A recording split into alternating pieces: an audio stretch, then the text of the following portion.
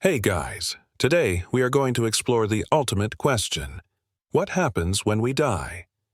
Don't worry, don't be intimidated by this heavy topic just yet. We promise to make you laugh and learn all about it. Did you know? In 2014, the UK's Daily Telegraph conducted a survey of British citizens and found that nearly 60% believe that there are still parts of us that exist after we die.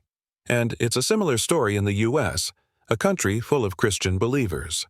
A 2015 Pew Research Center survey revealed that 72% of Americans believe they go to heaven after death, and 54% believe in hell. Seems like a lot of people are curious about the world after death, then. Imagine if we didn't follow the moral code of our church or the religion we believe in. We might face eternal hellfire after death and have to beg for forgiveness from the bearded redneck who hardly ever leaves his hand holding a fork. But don't worry too much.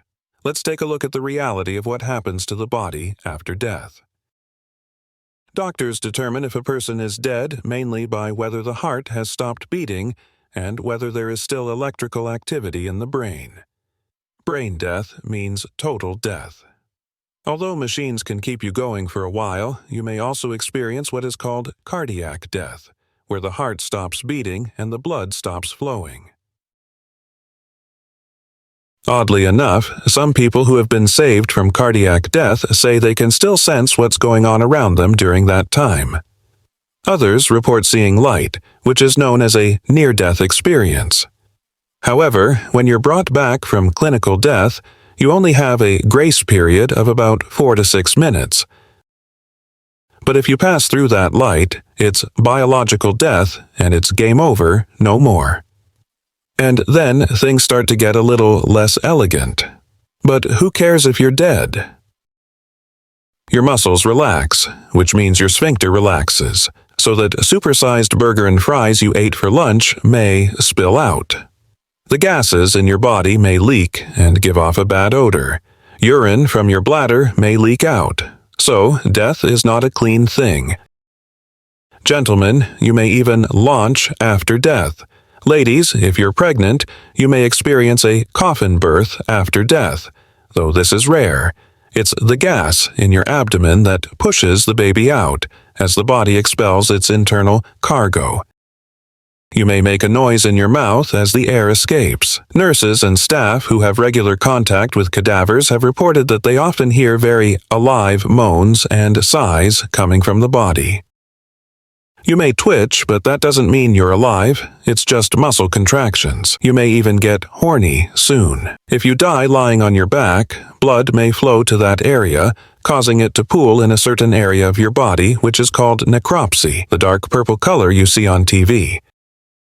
Since there is no blood flow, your body will start to get cold, which is called cadaveric cold, or the chill of death. This is called death chill. It will continue to get colder until it's the same temperature as your surroundings. You'll harden in about 2 to 6 hours, which is called rigor mortis. This is because calcium enters your muscle cells. The cells break down without blood flow, which causes bacteria to grow, which is how you start to decompose. You may think your hair or nails are growing, but they're not. Your skin is receding, giving the illusion of growth.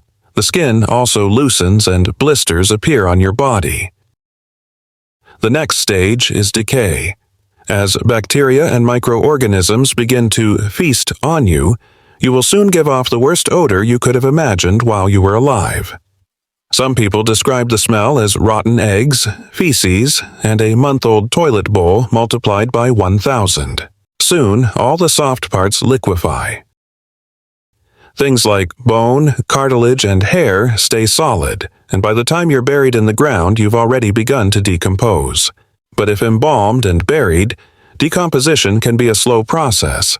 If exposed to the ground, you could turn into a puddle of liquid in about a month, to be enjoyed by insects, maggots, plants, and animals. Some experts say it could take 8 to 12 years for you to be completely decomposed into a skeleton. In about 50 years, even your bones will be part of the earth. We should add that the rate of decomposition depends on a variety of factors, too many to list here, but we believe you should get the general idea. While some people report that their near-death experience was a spectacle, that's not always the case.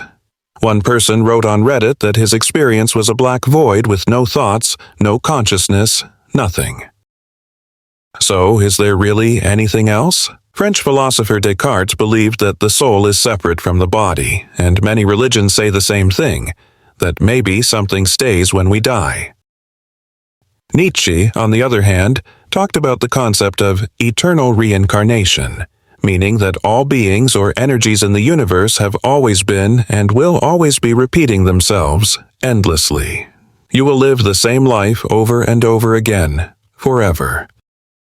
This reminds us of the Buddhist concept of samsara, which means that all souls or beings begin a new cycle of reincarnation after death, but not the exact same life. Some say this is related to what we sometimes call déjà vu. Buddhists believe that if we can become truly enlightened and thus reach nirvana, we can end this vicious cycle. Or do we travel to heaven after our bodies have become dysfunctional, paying homage to St. Peter at the gates of Allah in the hope that he won't deny us entry into heaven because of that piece of candy we stole on a school trip to Niagara Falls? Will we be sent to heaven, a place filled with fine foods and beautiful maidens that make us soft in our dead knees? Or do we merely nourish the earth? Is the soul just an earthly fantasy to make us forget the smallness of the universe and the emptiness we sometimes experience here on earth? As brutal as this video is, let's take a step back and think about your life right now and how you can make it better.